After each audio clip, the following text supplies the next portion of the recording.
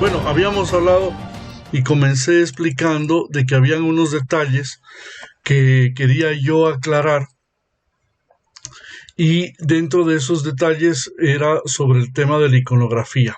Y les decía que los monjes de Monte Athos no solamente han sido los pilares de la Iglesia Ortodoxa referente a la fe, sino también han sido quienes han mantenido las tradiciones artísticas. Y que existe un documento en el cual efectivamente se nos habla sobre las tradiciones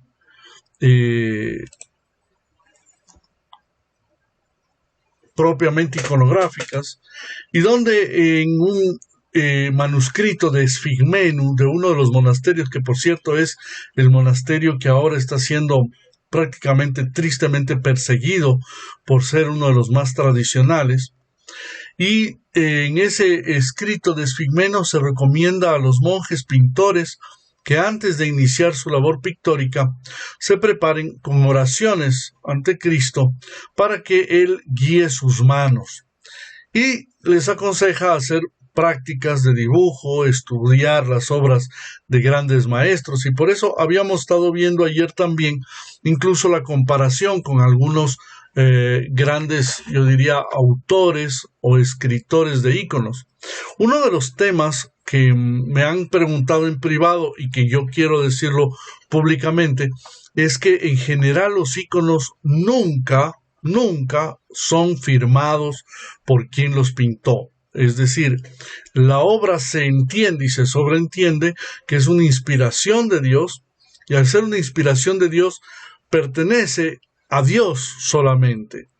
Es decir, el iconógrafo queda reducido o desaparece en humildad porque se siente que ha sido solo un instrumento. Generalmente usted cuando hace por ejemplo, un trabajo, usted no coloca y dice realizado en el computador marca tanto de tal fecha, de tal eso. No, sino se utiliza, es un instrumento nada más. Lo mismo el iconógrafo, de alguna manera, es simple y sencillamente un instrumento. Y evidentemente se han seguido siempre unos procedimientos tanto técnicos para la gráfica como también en la norma. También hay una precisión en el proceso, en la elaboración de los iconos, pero sobre todo y claramente se respeta mucho ese canon. Y yo había mostrado cuando comenzamos y no se me escuchaba bien, que se sigue igual, como yo les decía, una regla, una norma, ¿no? Y esa normativa, ese canon, no se lo puede cambiar. Por eso, cuando comenzamos a ver las diferentes escuelas y vemos de pronto un ícono de una forma, otro ícono de otra forma, puede variar ciertas cosas, pero hay significados y colores, formas que se mantienen y que se repiten. A eso se le llama un ícono canónico, es decir, un ícono que sigue una normativa y que esa normativa no puede y no debe cambiar.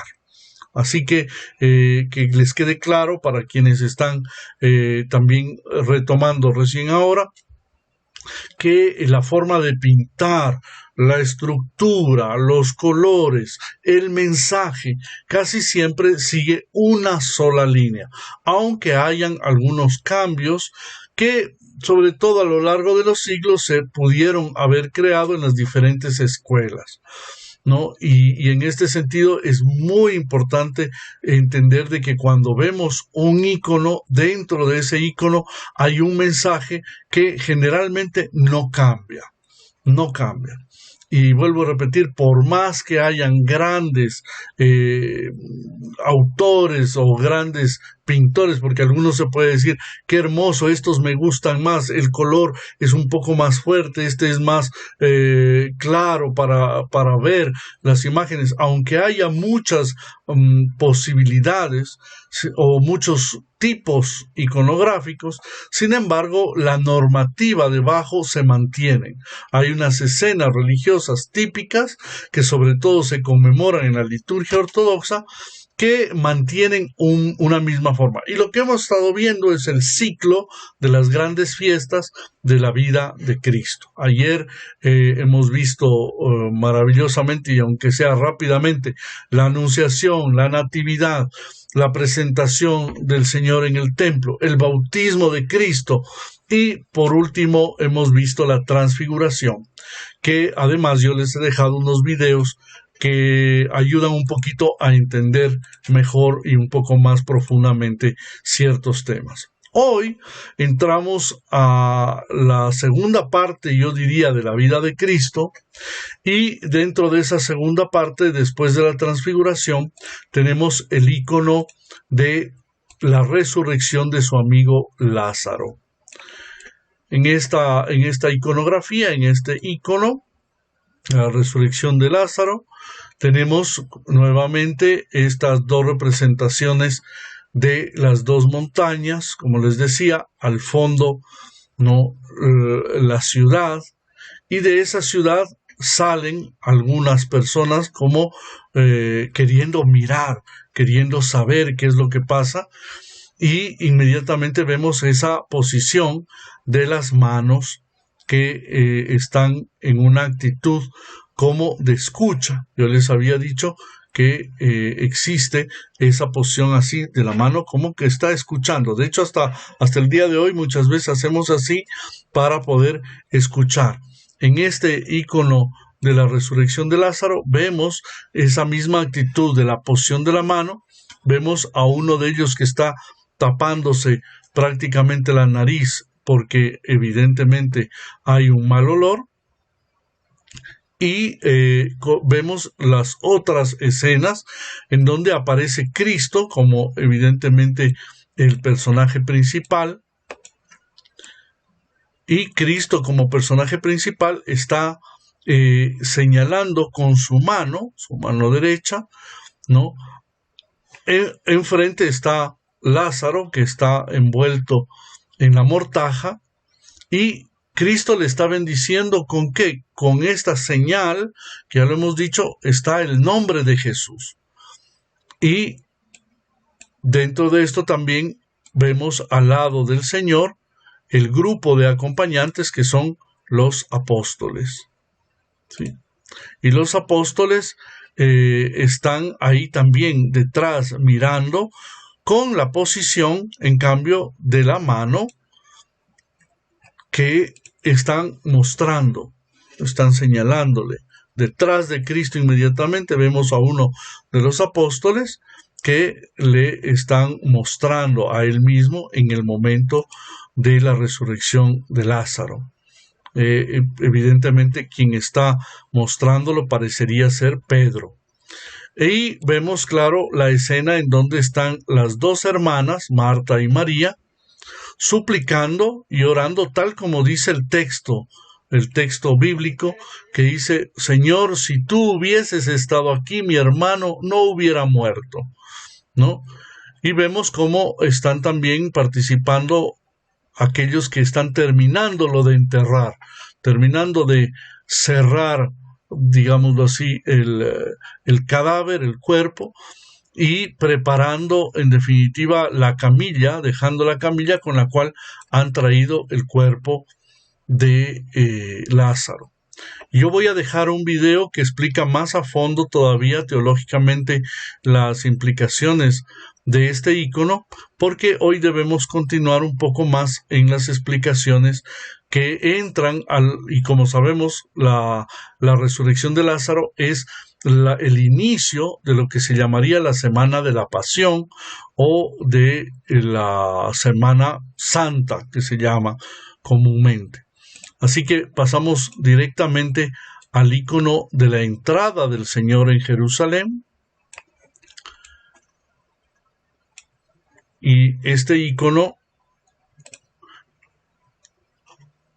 vemos a Cristo sentado de lado sobre un asno, mientras que al otro lado hay un grupo de personas que le esperan ante un fondo de edificios muy característico que simboliza la ciudad de Jerusalén. Un año antes, Jesús había huido de las multitudes cuando querían coronarle, según cuenta la Escritura. Y durante ese año había hecho ya grandes signos y milagros propios de un profeta enviado de Dios.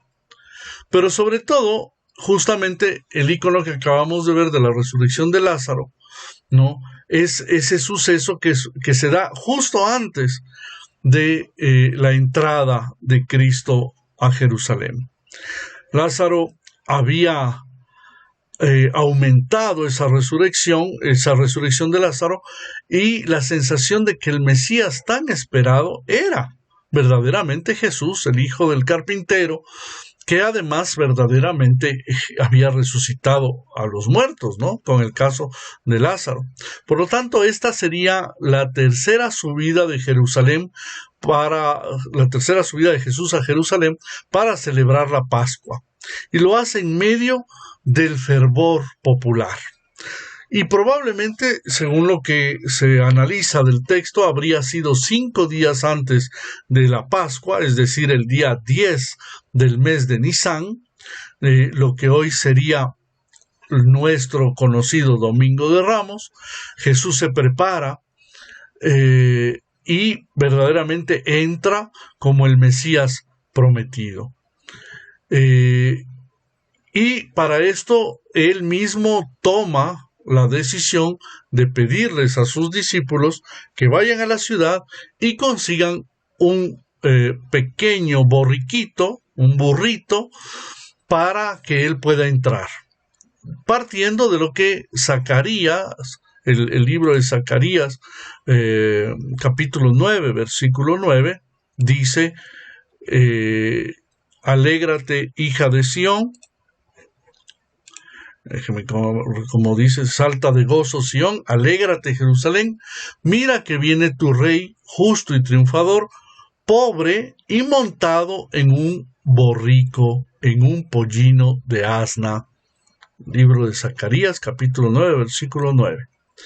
Cristo y sus discípulos, por lo tanto, entran en Jerusalén en medio de la aclamación de la multitud. Vemos a varios niños en el icono con gestos muy variados. Vamos a aumentar la imagen para que puedan ustedes ver. Aquí vemos a los niños que unos colocan las vestimentas en el piso, permitiendo o haciendo que verdaderamente pase por encima de ellas el borriquito, ¿no? Déjenme que aumento aquí esto. Y los niños están llevando ya estas ramas, que estas ramas también además son puestas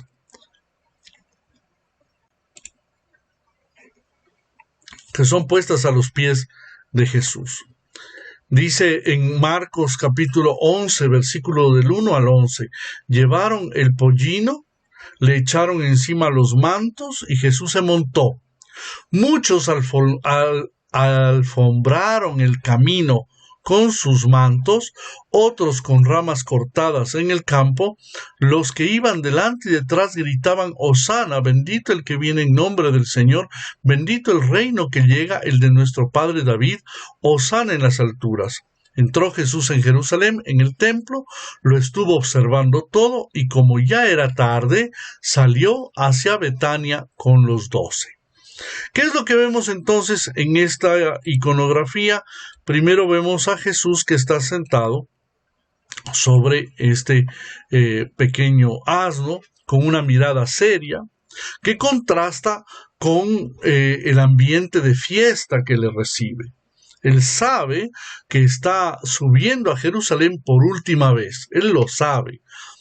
Y según la iconografía, algunos lo pintan como esto que estamos viendo aquí, que regresa a mirar hacia atrás, hacia sus discípulos, otros lo colocan mirando hacia adelante, pero generalmente mira hacia atrás. Sus manos recuerdan las representaciones clásicas del Salvador, en que él está pues bendiciendo, y del otro lado está llevando en su mano un rollo que significa el mensaje. y la realización de las escrituras, de lo que se escribió. Sus pies en el ambiente que le rodea son los que hace exclamar a Isaías: qué hermosos son sobre los montes los pies del mensajero que proclama la paz, que anuncia la buena noticia, que pregona la justicia, que dice a Sión: tu Dios reina. Isaías 52:7. Viste una túnica de color púrpura dentro, y por fuera ese color azul oscuro, que es el manto rojo interno.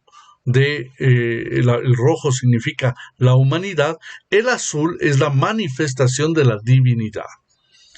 Y obviamente, como siempre, él está tocado con una aureola cruciforme, una aureola con forma de cruz propia de él. Cristo, además, tiene detrás de él una imagen de un árbol.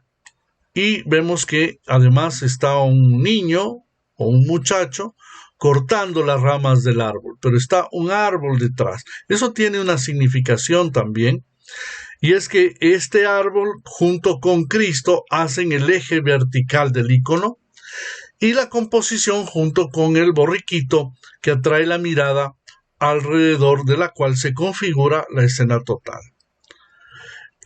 No es difícil afirmar en la simbología iconográfica que el icono representa el árbol de la cruz, lo que le espera en Jerusalén. Él va a ser sacrificado sobre un árbol, un madero. Y Cristo sabe que ese es su final, y que más allá de esa euforia popular que le recibe, él tiene un gesto triste y severo. Los discípulos son ese grupo de personajes que se agrupan, en este caso del icono que estamos viendo en la mano izquierda nuestra, al fondo, que es un grupo distinto del que sale de la ciudad de Jerusalén.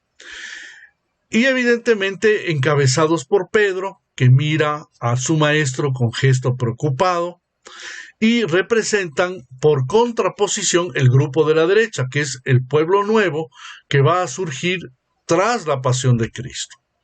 En la parte superior, en la mitad izquierda del icono, hay una figura de gran importancia histórica en la vida de Jesús, y es justamente que se acercaban a Jerusalén por Betfagé y Betania, junto al Monte de los Olivos.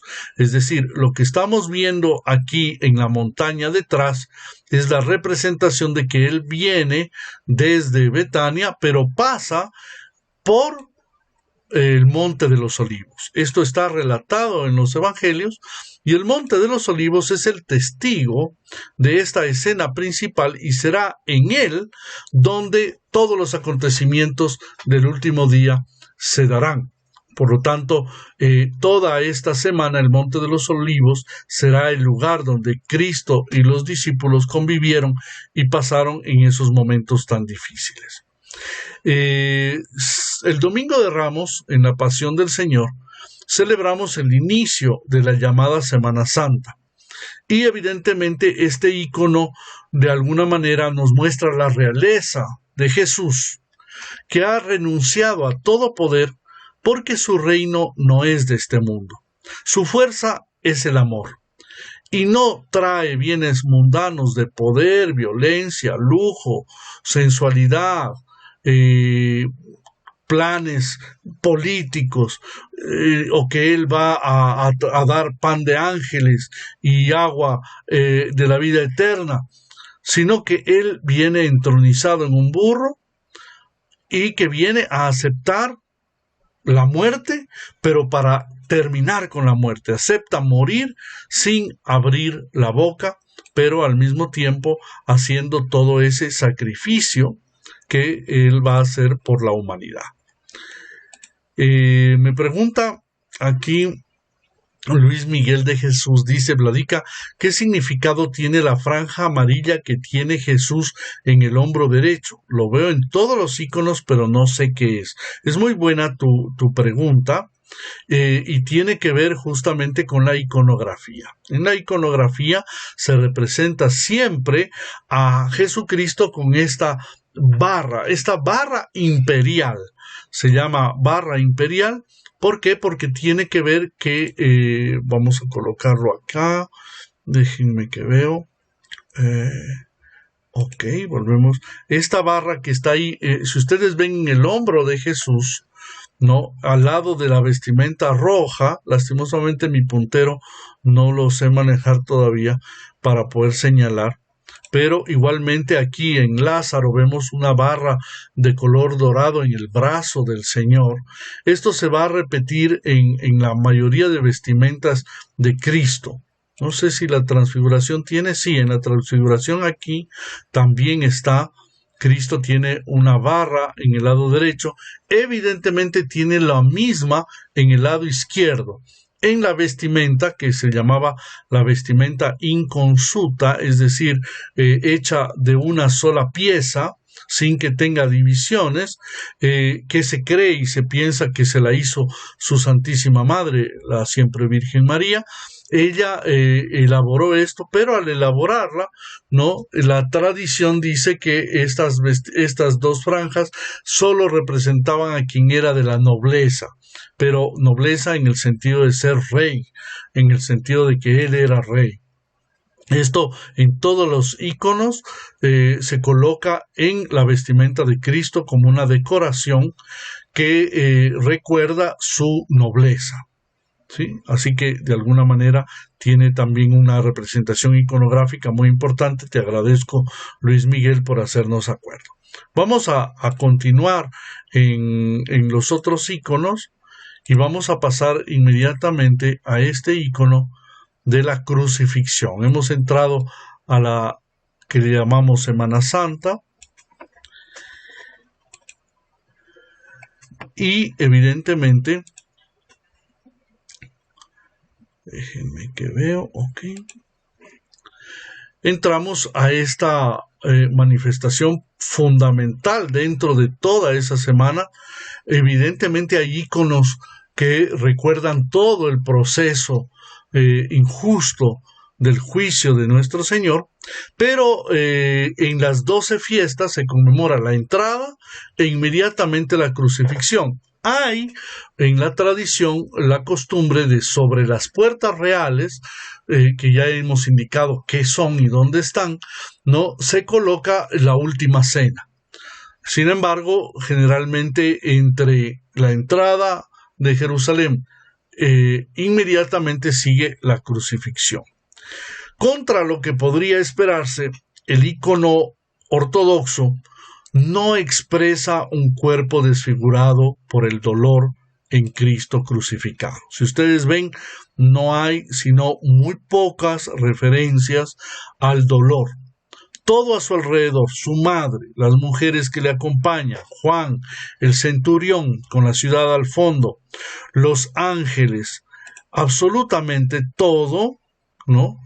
No expresa realmente el momento trágico en todo su dolor, sino más bien es una representación del momento que efectivamente se está viviendo, pero con la claridad de que viene la resurrección. Es decir, nunca es una imagen terriblista. Es una imagen que representa el momento histórico, se ve las gotas de sangre que salen de sus manos, la sangre que sale de su costado, la sangre que sale de sus pies, pero ese Cristo clavado en la cruz, desnudo, despojado de sus vestimentas, ha llegado a la cima de su kenosis final. Esta palabrita es muy importante, kenosis, que significa el abajamiento, la humillación que Cristo vivió y soportó. En algunos iconos, en la parte superior, junto a lo que estarían los ángeles de lo que vemos aquí, se suele colocar el sol y la luna. En este icono en particular no tenemos esa representación. Sí, en la parte de abajo, a los pies, se ve una calavera y unos huesos. representando el nombre del lugar que se llamaba Gólgota, lugar de la calavera, y que según la tradición se pensaba, se creía que ahí había sido enterrado Adán. Sobre todo esto tiene una implicación teológica y una verdad muy fuerte, porque significa que Cristo, que es el nuevo Adán, viene a ser la nueva creación para vencer la muerte que nos dejó el pecado ancestral. Como ustedes saben, en la Iglesia Ortodoxa no decimos pecado original, sino decimos pecado ancestral, porque cuando decimos pecado original se refiere a que es el origen de todos los pecados, y nosotros no aceptamos esa interpretación, sino que entendemos que es el pecado de nuestros ancestros que da a nosotros una tendencia hacia el mal, pero que no nos marca, como en cambio sí lo plantea la Iglesia Católica Romana. En esto, en la teología, diferimos. Y podríamos decir que el tono del cuerpo de Cristo en este icono no se nota tanto, pero en algunos otros sí. El color del cuerpo resalta sobre el fondo y generalmente resalta con la cruz, que es de color más oscuro, en ese drama de la cruz. La cruz se planta firmemente en el suelo, mientras que en el cuerpo forma una noble curva que suspende su peso sobre los pies y que parecería no que está colgado como suele haber unas representaciones en Occidente, donde se ve el Cristo que está prácticamente pero deshecho y que prácticamente está casi colgado a su cuerpo a punto de desprenderse. No, aquí parecería que él está sosteniendo la cruz, ¿verdad? Y esto es la diferencia en el concepto iconográfico, porque Cristo, aunque si bien es cierto, sufrió y fue su padecimiento terrible, monstruoso, sin embargo, verdaderamente Él era quien sabía qué era lo que estaba haciendo, no era llevado. En este icono, Dios hombre aparece en su total y clara doble naturaleza divina y humana, como uniendo con su cuerpo a Dios, con la humanidad a su lado. Los ángeles volando en la parte superior de la cruz representan a todos los espíritus celestiales, y los personajes, tanto la Madre de Dios, Juan, el centurión, son el rostro de la humanidad entera, que están a la espera de ver qué es lo que sucede y verdaderamente sorprendidos. Vemos al centurión Longinos, que está vestido como militar de la época, que a su vez está mirándolo a Cristo. ¿Y qué está haciendo? Está haciendo con sus dedos el gesto justamente de reconocer la Trinidad, los 3 dedos que se unen abajo y los 2 dedos que él levanta. Está hablando de las 2 naturalezas, la naturaleza humana y la naturaleza divina de nuestro Señor. El icono de la crucifixión, vuelvo a repetir, tiene esa implicación importante en donde claramente habla de nuestra salvación. Obviamente este icono que tenemos aquí, voy a decirlo así, es bastante simple en comparación a otros iconos. Voy a colocar otra imagen para que ustedes la puedan ver. La voy a ampliar bastante para que tengan. Esta es otra imagen iconográfica posterior, bastante llena de simbolismo. Aquí vemos claramente el sol y la luna al lado de los ángeles, y es más, sobre la cruz vemos al pelícano. Dicen que el pelícano es el único animal que, para poder alimentar a sus crías cuando hay hambre, cuando hay necesidad, se pica el pecho y se lastima a sí mismo para dar de comer a sus crías, ¿no? De sí mismo. Entonces, desde tiempos inmemoriales, desde el inicio del cristianismo, se ha utilizado el pelícano como el símbolo de Cristo, que a sí mismo da de sí mismo para alimentar a los cristianos. Y vemos cómo los ángeles vienen alrededor como una bandada, yo diría, de palomitas parecerían, si se ve rápidamente, pero obviamente vemos que son íconos, son ángeles, que reciben la sangre de Cristo, y en este caso de esta representación iconográfica, vuelvo a repetir, posterior en varios siglos, ¿no?, de la representación original anterior, vemos cómo está también el mal ladrón y el buen ladrón. Y junto con ellos vemos incluso a los pies de la cruz, abrazando la cruz, a María Magdalena, y ya vemos una cantidad innumerable de personajes, en donde también se logra ver a la Madre de Dios, que está prácticamente ya, que se ha desmayado del dolor, y vemos los nimbos, es decir, las aureolas en la cabeza de los personajes que son santos y los que no son santos alrededor, ¿verdad? Pero ya esto es una representación que sí tiene una base iconográfica, pero ha desarrollado ya una cantidad de cosas que van perdiendo ese canon del cual yo les hablaba. Vemos igualmente el cráneo debajo, y vemos incluso cómo resucitan los muertos, y cómo en la parte de abajo dice claramente el nombre del autor, Andreas Pavías, dice que lo ha pintado, dice, esto no es algo iconográfico, por lo tanto ya vemos que puede parecerse, pero no es un icono en el verdadero y auténtico sentido para comprender los símbolos de la crucifixión, en este caso, del icono de la crucifixión. Bien, vamos acá. Ok, un saludo a Raúl Castillo, que se une a nosotros, y continuamos. Vamos acelerando como siempre y procurando aprovechar al máximo el tiempo, siendo tanta materia, y pasamos a uno de los iconos, yo diría, más trascendentales de la iconografía, de toda la representación hermosísima de la iconografía, y es el icono de la resurrección, o se le llama también descendimiento al Hades, porque el hecho, el suceso que se está relatando aquí, evidentemente tiene esa connotación, el descendimiento de Cristo ya resucitado al Hades. Un segundito. Okay. Así lo pueden ver bien.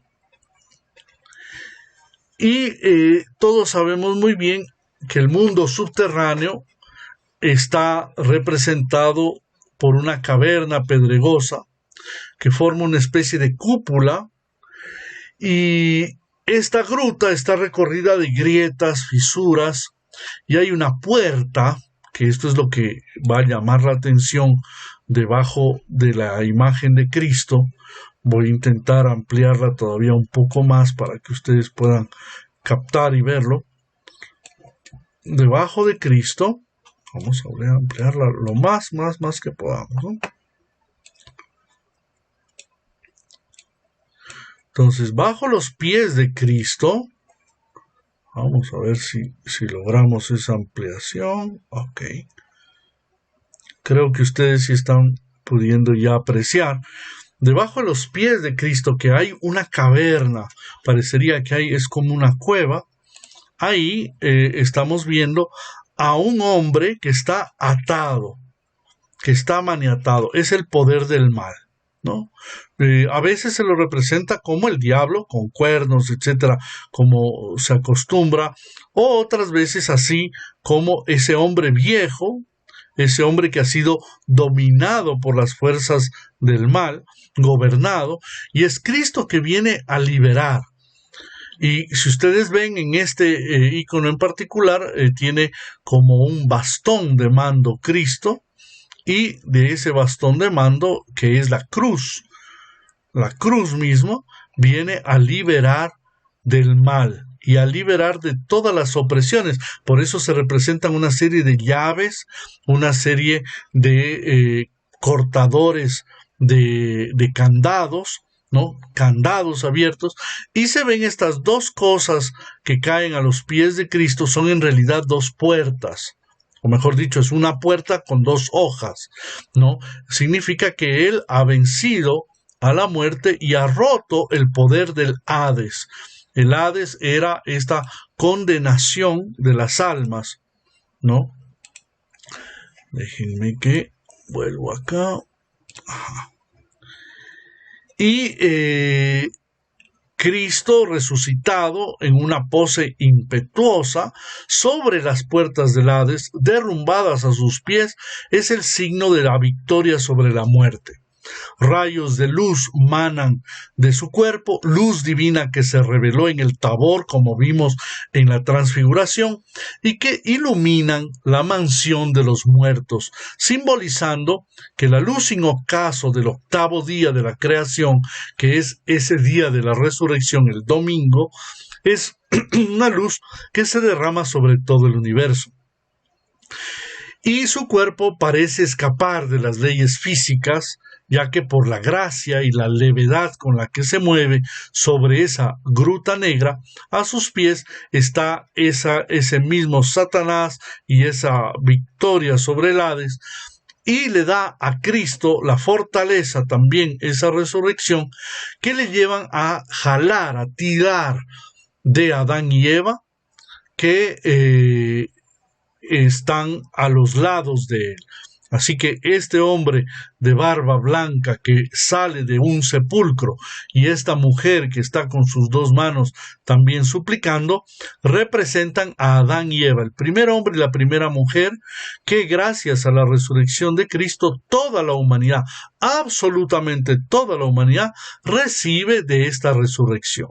Y así es como vemos también al lado de Jesús una cantidad de personajes que son del Antiguo Testamento, que eran los justos, aquellas personas, de hecho se ve en la parte de atrás Salomón, se ve Moisés, ¿no? Se ve David, todos los reyes, profetas que gobernaron justamente y dentro de la voluntad de Dios al pueblo de Israel, y todas aquellas personas que hicieron el bien. Todas esas personas son llamados los justos, ¿no? En la parte izquierda, vuelvo a repetir, están algunos como David, Salomón, obviamente Abel, profetas como Elías, Eliseo, y evidentemente San Juan Bautista, que había estado en este seno de Abraham, el primero, y que es el primero en esperar la resurrección de Cristo.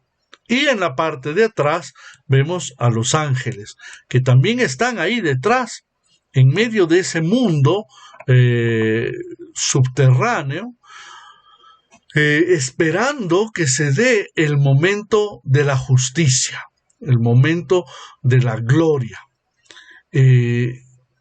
Para nosotros, Cristo toma con su mano derecha la mano de Adán, lo saca de esa fosa de la muerte y el dolor, y lo lleva consigo a la casa del Padre Celeste. Por lo tanto, aquí queda representada una realidad teológica además muy importante, y es que Cristo con su resurrección inaugura el reino celestial, y también por ende aquellos que desde ahí cometen los pecados y los errores de la humanidad comienzan a ser condenados.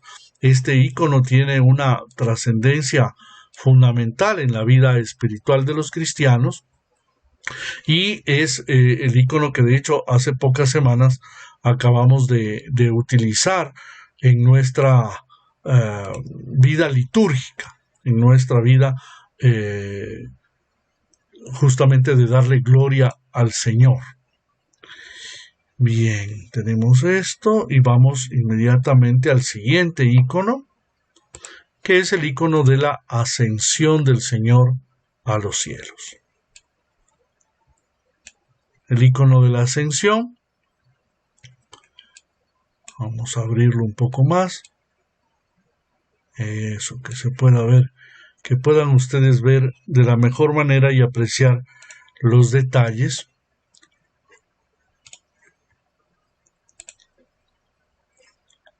Correcto.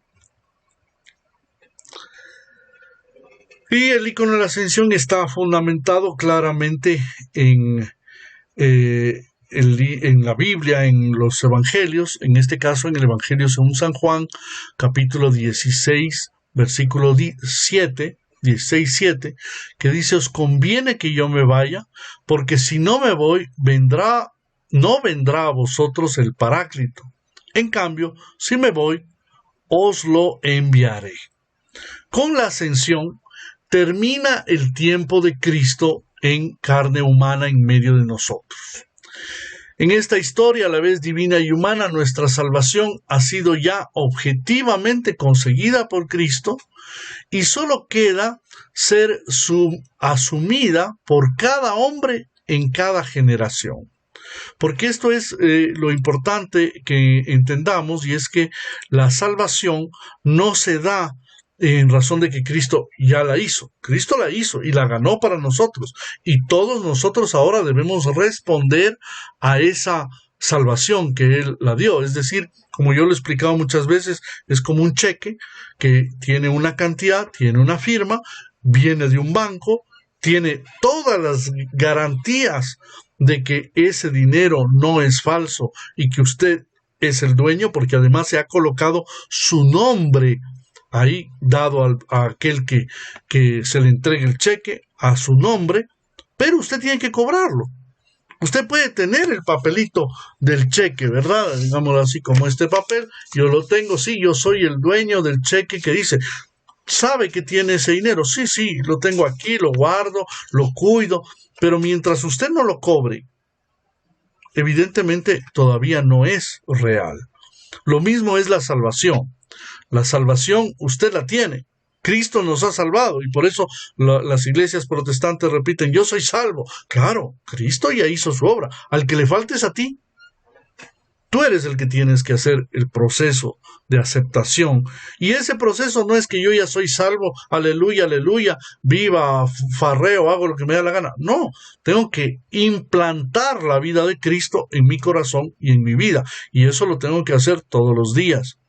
Por lo tanto, igual cuando estamos viendo aquí en el icono de la ascensión de Cristo a los cielos, Él ha conseguido para nosotros la salvación verdaderamente, pero nosotros tenemos que además hacer nuestro camino, ¿no? Él sube al trono que el Padre le ha reservado, a la gloria que eternamente le pertenece como Hijo unigénito de Dios, pero ahora aportando algo especial. ¿Qué es lo especial que aporta ahora Cristo cuando sube al reino de los cielos? Aporta que Él va como hombre, Él ya no va solo. Él va como un humano y como humano va a recibir la gloria. Y junto que va como humano, recibe para todos nosotros, ya no es solo para Él, sino que es toda la humanidad. Y por eso aquí está subiendo, ustedes ven, nuevamente vemos esa luz, pero que es una luz oscura que sale de Él, es esa luz espiritual. Los ángeles le acompañan, está ascendiendo al reino de los cielos y quedan aquí los apóstoles que lo miran en este paso hacia el reino de los cielos.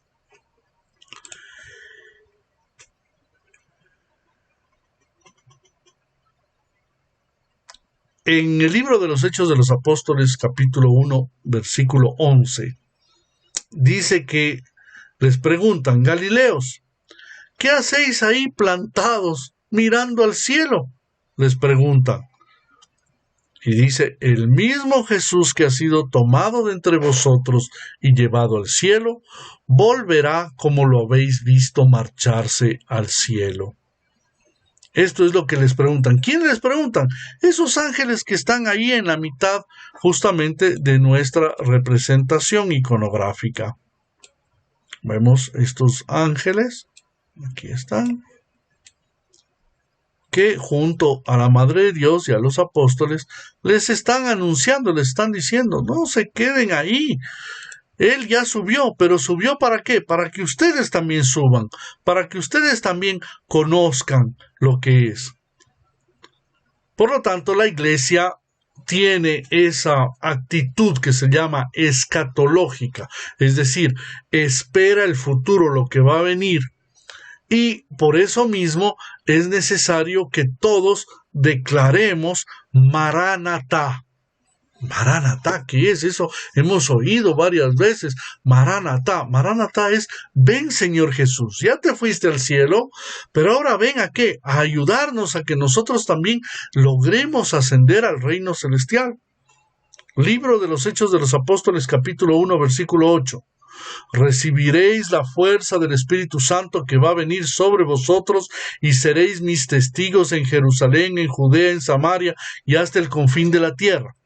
Por lo tanto, su ascensión, que es lo que estamos viendo aquí, sin cerrar su presencia en la tierra, porque permanece sacramentalmente en la Eucaristía a través de los santos misterios en la divina liturgia, pero también constantemente Jesucristo envía a las almas un refuerzo, y ese refuerzo particular es su propia vida, y a través de su propia vida el Espíritu Santo.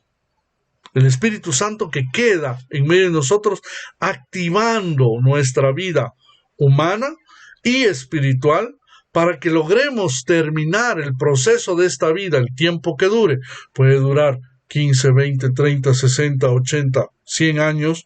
En ese proceso de la vida nosotros debemos dar los frutos de fidelidad, de amor, de correspondencia, de devolverle a Dios lo que Dios ha actuado en nosotros.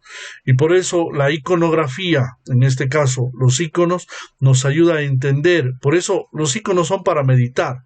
Los iconos no son para tener como una obra de arte bonita en la casa. No, los iconos son por encima de todo algo que nos sirve para llevarnos a otra realidad, transportarnos.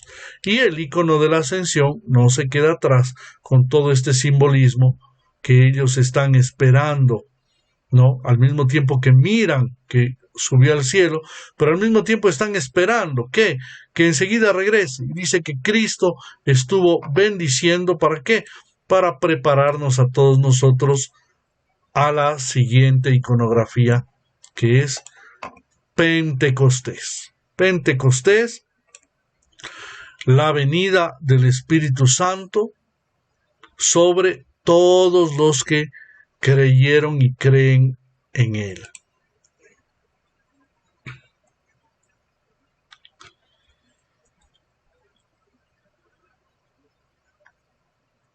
Vamos a San Mateo.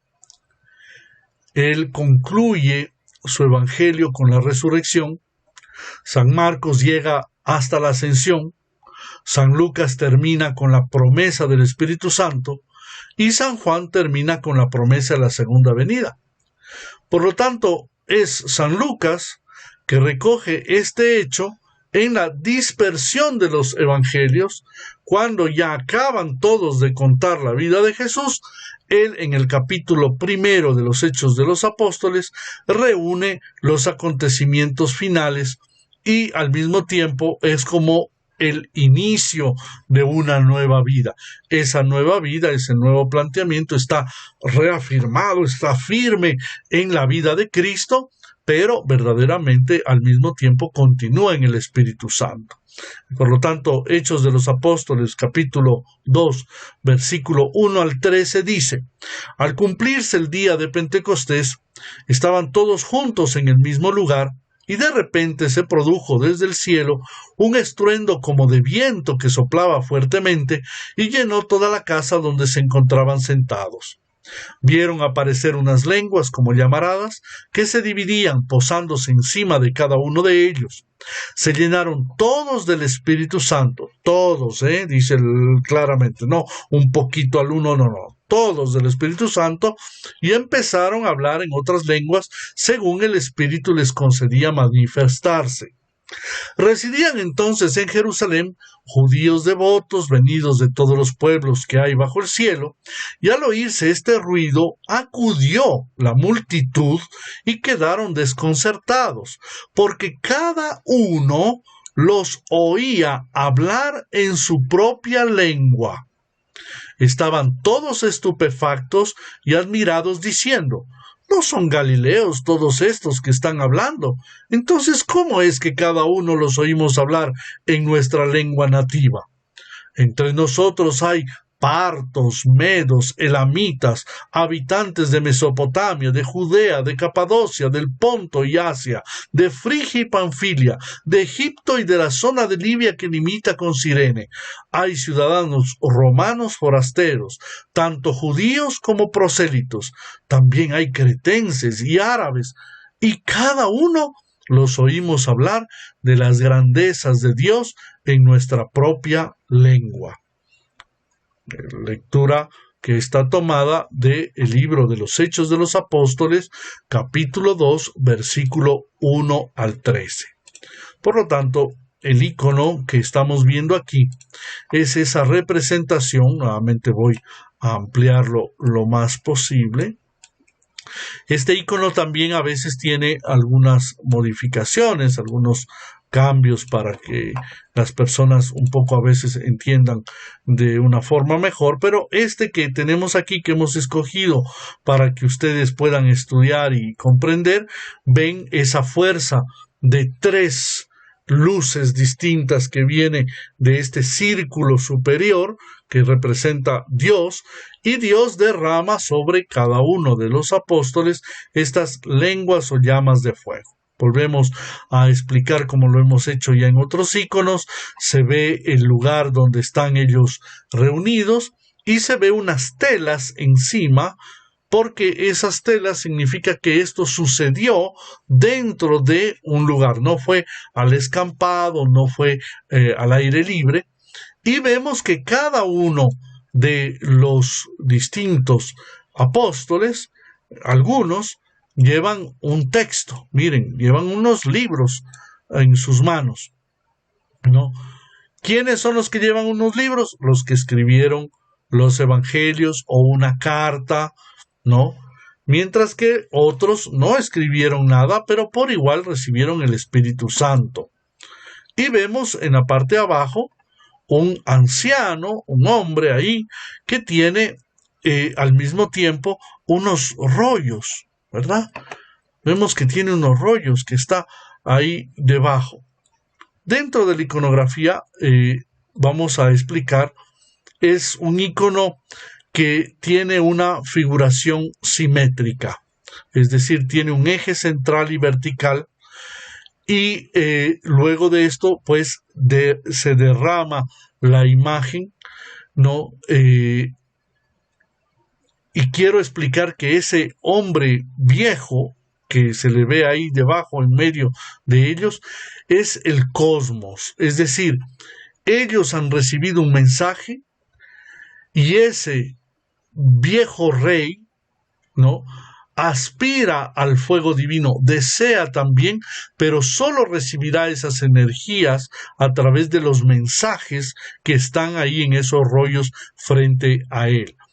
Es la representación de que los apóstoles transmitirían al mundo entero la verdad sobre Cristo y sobre Dios al mundo.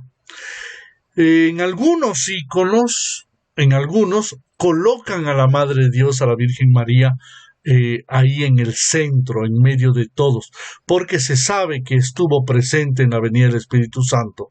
Sin embargo, en algunos otros no aparece.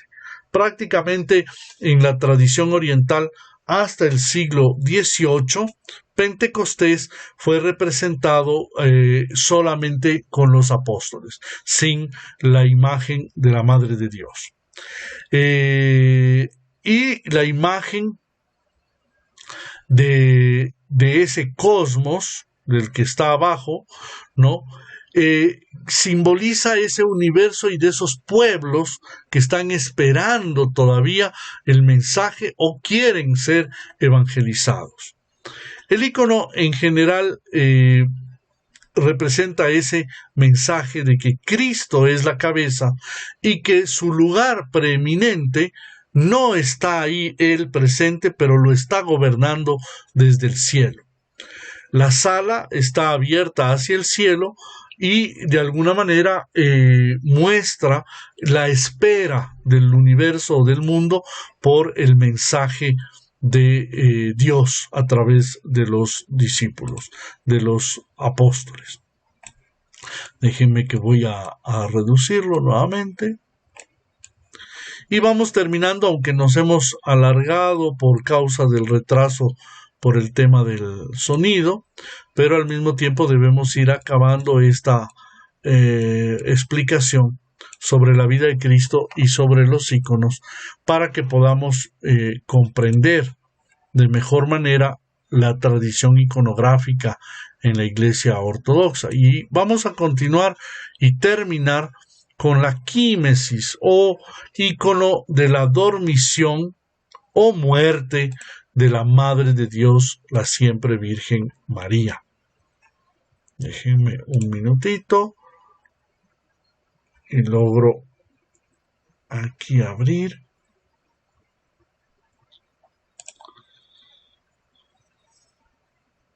Ok, tenemos los textos.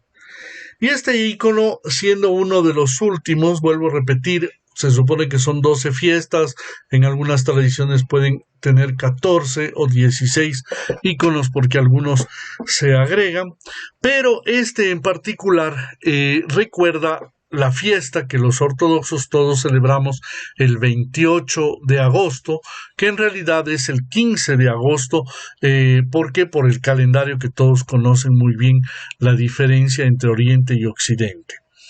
En Oriente se sabe y hay documentos de que esta fiesta o esta conmemoración se celebra desde el siglo VI y es precedida por una llamada Cuaresma de la Madre de Dios, es decir, un periodo de preparación, de oración y de ayuno que preparan a las personas para poder acercarse a esta hermosa fiesta en donde para nosotros es la resurrección o la Pascua, el paso de la Madre de Dios, de la siempre Virgen María.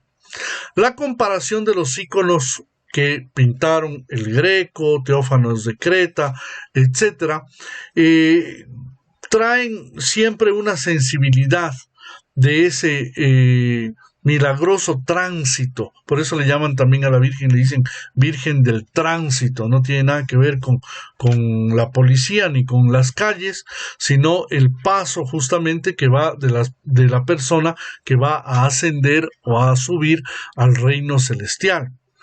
En Oriente, este ícono, sobre todo, es el momento en que Jesucristo, nuestro Señor, viene a hacerse cargo del alma de su madre. Por eso vemos que Jesús está con un nimbo alrededor de él y que detrás están como oscurecidos unos ángeles, pero están en esa luz divina que ya les hemos explicado, no es una luz de color brillante, sino que parece oscurecida. ¿Por qué? Porque está oscurecida a la mente humana. Los seres humanos no podemos comprender, no podemos entender.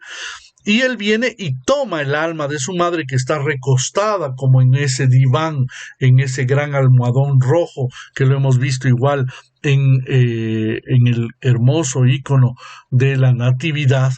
Pero en esta ocasión ella está ya con sus manitos hacia abajo porque está muerta.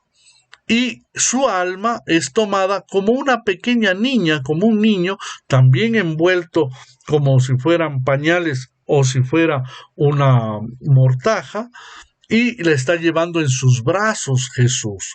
Nuestro Señor está tomándolo con una delicadeza, con un amor. ¿Por qué? Porque es preciosa el alma de la Madre de Dios. Y los apóstoles alrededor, todos, están evidentemente llorando el momento, el suceso, y junto con ellos están otros obispos que ya evidentemente son posteriores en el tiempo, pero que representan también cuántas personas en la historia de la Iglesia han alabado y venerado la dormición o muerte de la Madre de Dios.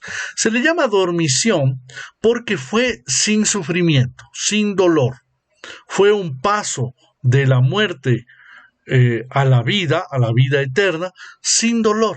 Por eso se llama dormición. Y de hecho se concedió esta gracia de poder morir en paz, sin sufrimiento, sin martirio, sin cosas terribles, a muchos santos, ¿no? Muchos santos recibieron esa gracia, otros tuvieron que pasar por momentos difíciles y dolorosos, y en el caso de la Madre de Dios, pues fue así, en total paz, en absoluto. ¿Por qué? Porque ella no muere de ancianidad, no muere en razón de alguna enfermedad, no muere en razón de que pues ya los años han pasado y se ha debilitado su cuerpo. No, dicen los padres de la Iglesia, muere de amor. Habiendo concluido el proceso de su vida, Dios quiso llevársela al cielo sin que experimente ningún género de dolor.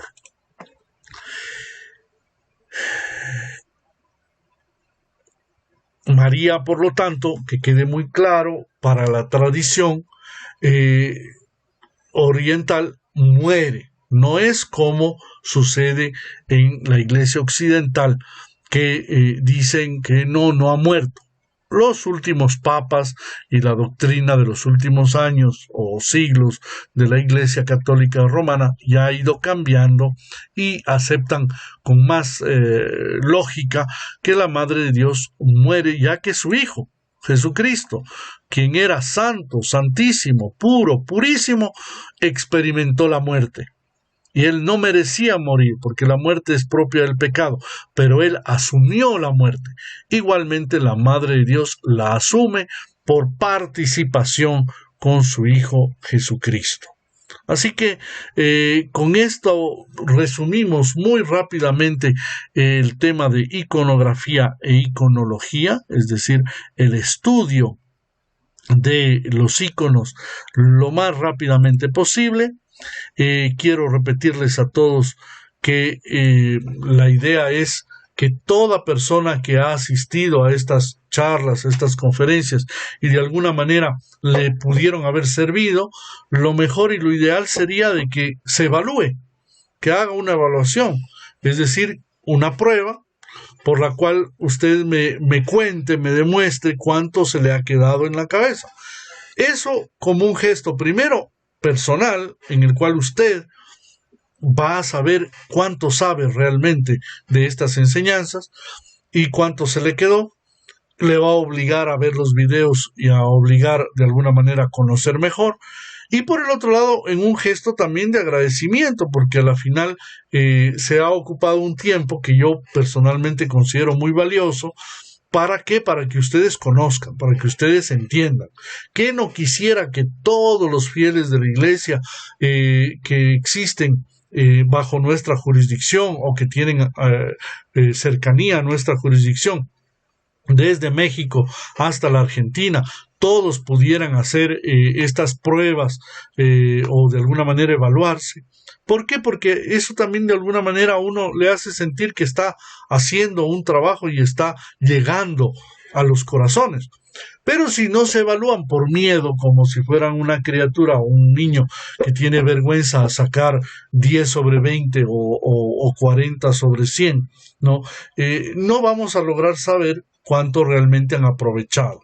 Por lo tanto, pedirles que por favor, sea por las charlas que ya tuvimos sobre el tema del monaquismo, por favor me pidan por interno que yo les envíe a una dirección internet la prueba y ustedes me la devuelven completa. De hecho, estamos elaborando un sistema que ustedes en línea, el rato que usted recibe, la va llenando y solita la prueba por sí mismo se califica y por sí mismo recibe usted su puntaje y yo recibo la retroalimentación de saber que usted la hizo y cuánto sacó y tener una idea de por qué usted evidentemente conoce o cómo sabe y qué es lo que le hace falta. Por lo tanto, pedirles, suplicarles que me envíen su mensaje, porque caso contrario yo voy a respetar y obviamente no les voy a mandar la prueba y nos quedamos a medias, ustedes sin saber si aprendieron y prácticamente creyendo que el tiempo que ha pasado lo han perdido, ¿no? Voy a responder algunas preguntas. Dice Flavio Alexander, ahora entiendo por qué se tarda años en perfeccionar y estudiar la iconografía. Cada icono tiene un significado y tiene detalles únicos que gracias a usted, Vladica, nos comparte y nos da a conocer en cada clase. Muchas gracias, Flavio. Efectivamente, la iconografía es mucho más que esto, ¿eh? Nos hemos quedado, vuelvo a repetir, yo termino estas clases muy, voy a decirlo así, desanimado. ¿Por qué? Porque es mucho más. Entonces intento tocar los temas, ver el tema bíblico, intentar ver la parte artística, ver la parte simbólica, pero va mucho más allá. La iconografía tiene una riqueza que, vuelvo a repetir, tiene más de 1000 años en la tradición de la Iglesia oriental, en la Iglesia ortodoxa, y tristemente se conoce muy poco en Occidente y se valora muy poco. Hay todavía mucha gente que dice, ay, esos muñequitos, y eso a uno le decepciona inmensamente porque se ve la ignorancia, ¿no? Padre, dice Nives, Maria non ha conosciuto la morte perché è riservata alla corruzione del corpo, ma si è addormentata soltanto giusto, non conosce la morte perché è corruzione dell'uomo. Carissima Nives, quello che lei mi esporre è totalmente falso, non è ortodosso, quella è un'idea cattolica romana. No, nella Chiesa ortodossa noi crediamo e diciamo chiaramente che ha morto, è sperimentato la morte, perché la morte è vero che è riservata alla corruzione del corpo, certamente, e la Madonna, la Madre di Dio, non ha sperimentato peccato in quel senso di corruzione mai, però chiaramente se il figlio che era incorrotto non lo ha sperimentato, perché ella non lo va a sperimentare? Lo ha sperimentato anche per essere compagna proprio da Cristo, che è anche risuscitato. No? E allora per questo anche la Madonna, la Madre di Dio, ha partecipato della morte, ma da una morte per amore, non per peccato. No? E tutto questo sta nella teologia ortodossa e parte della credenza ortodossa. Lei non può diventare ortodossa se crede come se fosse cattolica romana. Mi scusi, ma devo dirlo perché quello è parte della dottrina, e anche se qualche padre o qualcuno dice ma no, quello no. Attenzione, i padri della Chiesa hanno parlato chiaramente di questo e chiaramente la Madre di Dio ha sperimentato questa vicenda, che è proprio la morte, però non una morte di peccato, però una morte di amore. Claudia Constantín dice, Vladica, ¿sabe cuánto tiempo pasa de la resurrección de Cristo a la dormición de la Theotokos? Leí algo que eran 14 años. ¿Eso tiene veracidad? Querida Claudia, hay varias, yo diría, tradiciones, pero la tradición original es que la Madre de Dios fue a Éfeso. En Éfeso estuvo viviendo junto con San Juan algunos años, y se da a entender de que la Madre de Dios llegó a tener una edad avanzada, ¿no? Se calcula, se cree, se piensa alrededor de los 60 años. Si Jesucristo muere alrededor de los 33, como la tradición más o menos dice, que se calcula que puede haber sido 38, más hasta que llegase más la edad que la Madre de Dios tenía como madre de él, evidentemente podrían ser 14 años o puede ser un poco más. En todo caso, la Madre de Dios recibe una anunciación igualmente, pero de su muerte. Esto habla el Sinaxario, y ella es transportada hasta Jerusalén. En Jerusalén se reúnen todos los apóstoles, y en este lugar ellos participan igualmente de la muerte o dormición de la Madre de Dios. Paola me dice gracias por su tiempo y conocimiento. Dios les bendiga. Gracias, Madre Mariamne, también. Sandra dice, pero para principiantes, muy buenas exposiciones, nos despierta la curiosidad de seguir aprendiendo. Muchas gracias, espero que les sirva. Miguel Ángel, ¿qué pasó con el cuerpo de la Virgen María? Sería la tumba más visitada por el cristianismo. Muy buena tu pregunta, Miguel Ángel. Existe, y esto es algo muy triste, muchas personas van en peregrinación a Tierra Santa, van a la tumba de nuestro Señor Jesucristo, evidentemente una tumba vacía porque Cristo resucitó, y evidentemente están en lo que se le llama el Santo Sepulcro, que nosotros llamamos la Anástasis. Pero a pocos pasos relativamente, o sea, no es lejos, está el sitio de la muerte de la Virgen María. Hay la tumba de la Madre de Dios, de la Virgen María, bajando unas escaleras, 40 escaleras. Ustedes pueden buscar incluso claramente en el YouTube, y pueden hacer una visita viendo estos videos. Existe, es un templo ortodoxo, obviamente, y ahí se colocó el cuerpo, se lo tapó, y como cuenta el sinaxario de la iglesia, cuando Tomás, que tampoco estuvo en el momento de la muerte, va a ver la tumba, encuentran que la tumba también estaba vacía. Por lo tanto, la Madre de Dios no resucita en el sentido de su propio poder, sino que Jesucristo viene y lleva su alma y lleva su cuerpo. Por lo tanto, no existe la tumba, pero no existe el cuerpo de la Madre de Dios. La siempre Virgen María fue llevada en alma y cuerpo al reino celestial.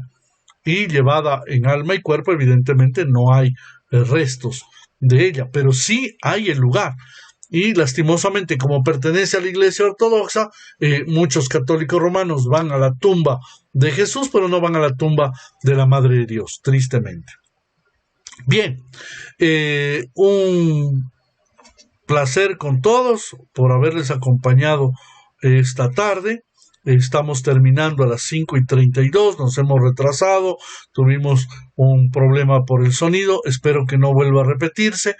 Y nuevamente les saludo. Mañana, sábado, tenemos el final. ¿Por qué? Porque faltan algunos detalles más sobre la iconografía. Lo terminaremos mañana de 4 a 5 de la tarde. Y la próxima semana tenemos la prueba sobre esto. Quedarán los videos todavía en mi página, pero después los retiraré. Retiro hoy en la noche los videos sobre monasticismo o monaquismo. Les invito a quienes no los pudieron ver que los vean hasta la noche.